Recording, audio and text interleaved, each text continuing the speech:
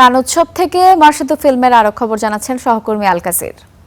12 দিনব্যাপী কান চলচ্চিত্র উৎসবের আজকে সপ্তম দিন এবং আজকে এই সপ্তম দিনে কিন্তু বেশ জমে উঠেছে কানের যে বাণিজ্যিক শাখা আছে যেটাকে মার্শাদু ফিল্ম বলা হয়।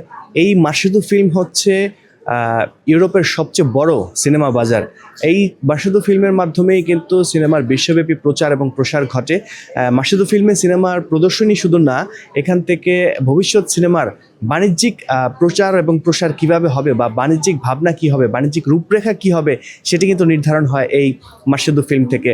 আমি আপনাদেরকে যদি একটু জানিয়ে রাখতে চাই যে এবার মার্শাদু ফিল্মে 140টি দেশ অংশগ্রহণ করেছে এবং প্রতিদিন 15,000-এরও বেশি সিনেমা সংশ্লিষ্ট লোক এখানে আসছেন। Are you ready to connect to a perfect journey with Turkish Airlines? To connect to a journey that's perfect because of you.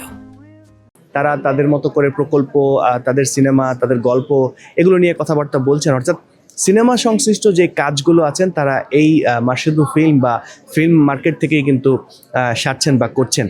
উৎসবের প্রথম দিন থেকেই মার্শাদু ফিল্ম বা এই ফিল্ম মার্কেটটি খুলেছে। এটি হচ্ছে কানের আরেকটি বাণিজ্যিক শাখা, মানে মূল যে ইভেন্ট আছে সেগুলোর মধ্যে অন্যতম হচ্ছে এই মার্শাদু ফিল্ম। এটাকে কান চলচ্চিত্র উৎসবের বা সিনেমার হৃদস্পন্দন বলা হয়, কারণ হচ্ছে এখান থেকেই কিন্তু বিশ্ব সিনেমার প্রচার এবং প্রসারটা ঘটানো হয়। সেই সাথে সিনেমার যে মিলন মেলা, সিনেমার সংশ্লিষ্ট যাদের কানেক্টিভিটি এখান থেকেই হয়। তো আমি আজকে যেই মার্শাদু ফিল্ম, এই মার্শাদু ফিল্মটা কিন্তু উৎসব 23 তারিখে শেষ হবে, কিন্তু তার আগেই মার্শাদু ফিল্ম শেষ হবে, অর্থাৎ 20 তারিখে মার্শাদু ফিল্ম শেষ হবে। এই মার্শাদু ফিল্ম থেকেই কিন্তু উঠে আসে অনেক নামি নামি সিনেমা এবং সেই সিনেমাগুলো কিন্তু বিশ্ববাজারে তাদের অবস্থান গড়ে নেয়।